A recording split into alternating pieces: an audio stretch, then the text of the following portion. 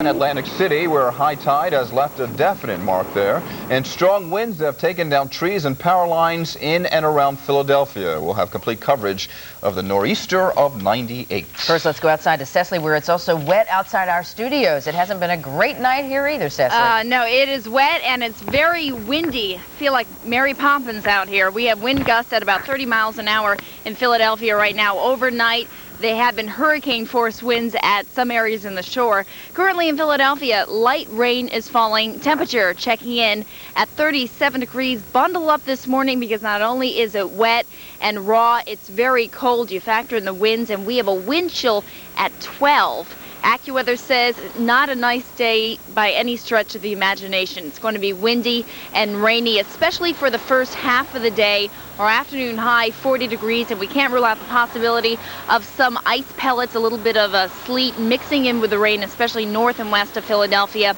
Then for tonight, still blustery, but the storm system will be moving away, and that means things will begin to settle down. The rain could be ending, but temperatures will be dropping to below freezing in the suburbs, about freezing Center City, so we are looking at the possibility of a little bit of snow or sleet mixing in before the precipitation ends, but we will have more on the storm coming up in the AccuWeather 5-day forecast. All right, thank you, Cecily. Well, as you've been hearing, the big story this morning is the nor'easter. It is causing major problems at the Jersey Shore. We have several live reports for you, beginning in Wildwood, where Kathy Gandolfo has spent the night. And Kathy, what's the story there?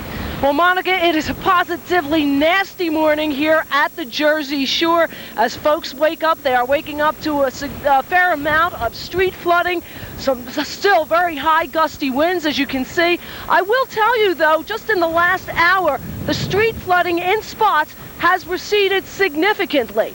Now, we've been out and about taking some pictures. These are a few of the street scenes here in Wildwood, flooding in areas that haven't seen water in quite some time. Virginia Wood in her makeshift boots. Hoping to get a little bit, but the house started to rock with the winds, and windows rattling and shaking, and then I never dropped off to sleep, so I was TV junkie.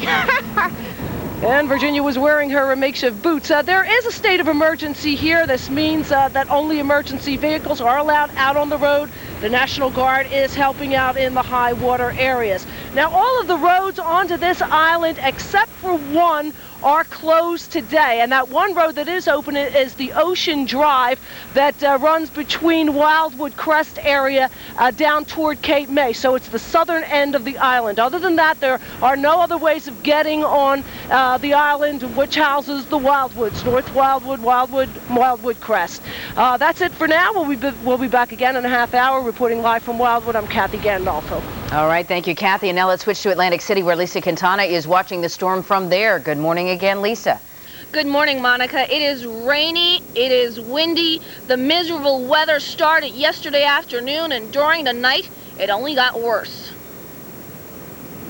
At 2 a.m., the ocean's high tide came roaring in. The overnight hours would be troubling for many who live along the shore. It's 2:30 right now. Back Bay's high tide is still an hour and a half away, and as you can see, the streets are already looking like rivers. It's 3 a.m. right now. As of 2 a.m., all 3 bridges leading in and out of Ocean City have been closed.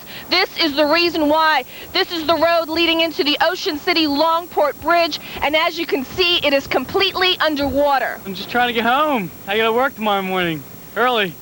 I'm just trying to get home. Doesn't look like you're going to be able to. I don't think so.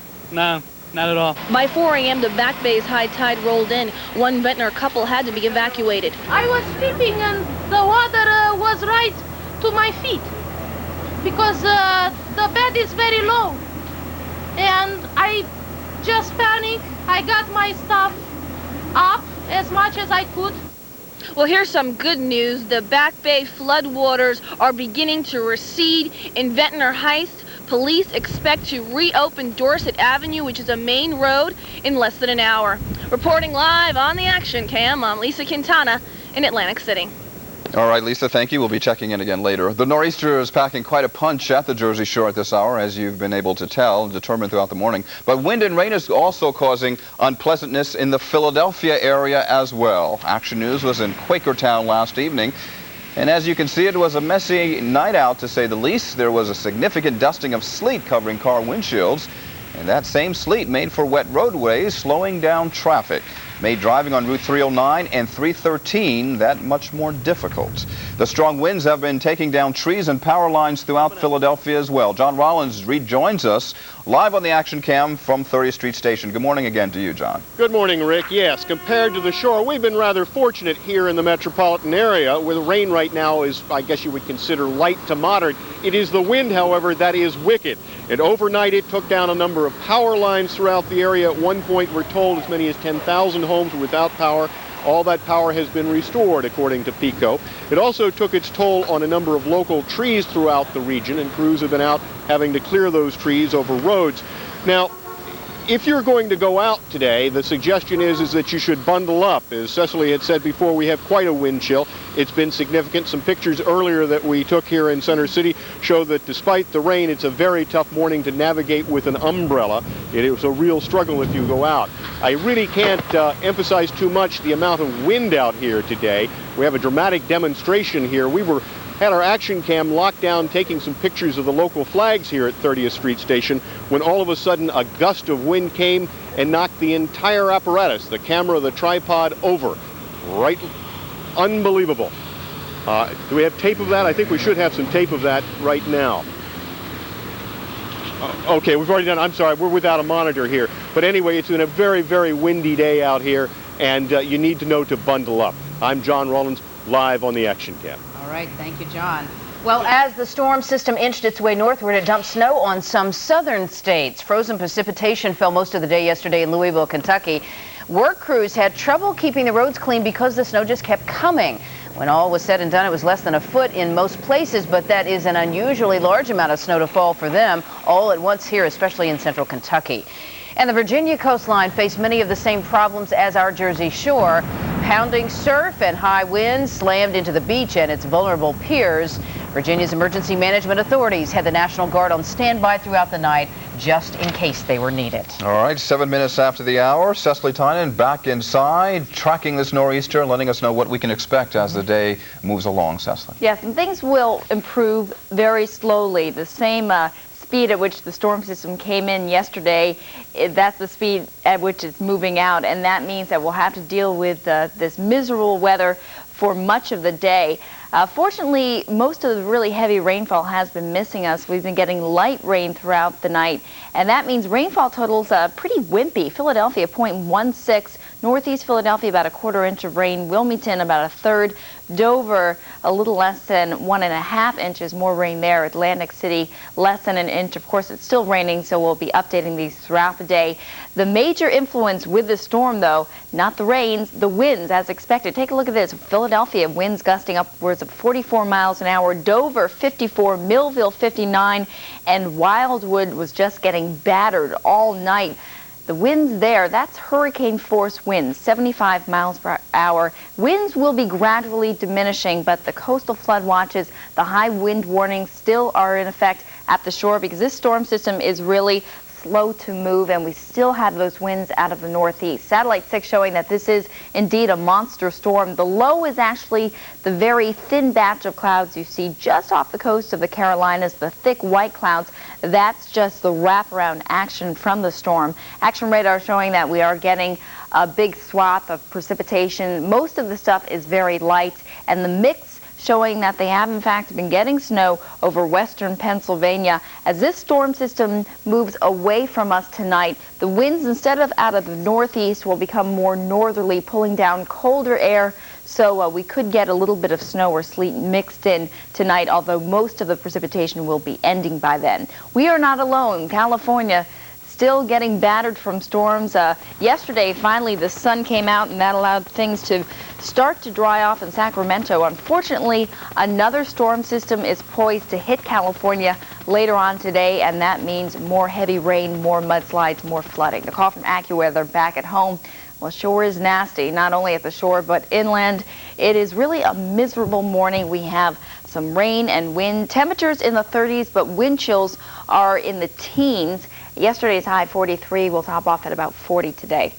Live on Sky 6, taking a look in Penn's Landing. Sky 6 is shaking because of the winds, and you can see that the roads are wet. Presently 37 degrees, light rain in Philadelphia, humidity 9. Out west, another storm making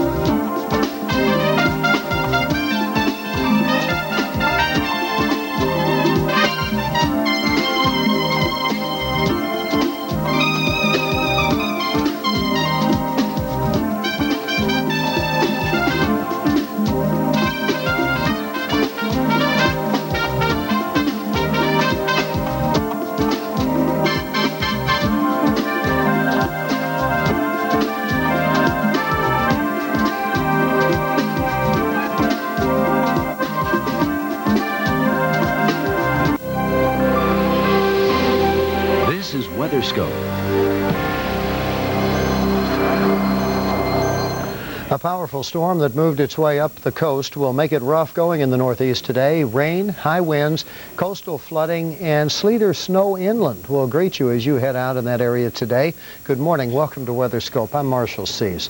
The storm still covers a wide area from the coast to Ohio. For the latest on the storm, including a live report, let's go to Cheryl Lemke in the Forecast Center. Thanks, Marshall, and good morning. We're covering this massive storm system, which has brought tons of snow across the Appalachians and also very heavy rain and very strong winds.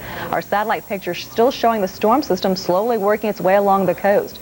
Right now, the low poised just off the coast of Cape Hatteras, and it continues to spin in a lot of moisture from off the Atlantic, and that's fueling a lot of precipitation. And because it has been a slow mover, the rain has been excessive.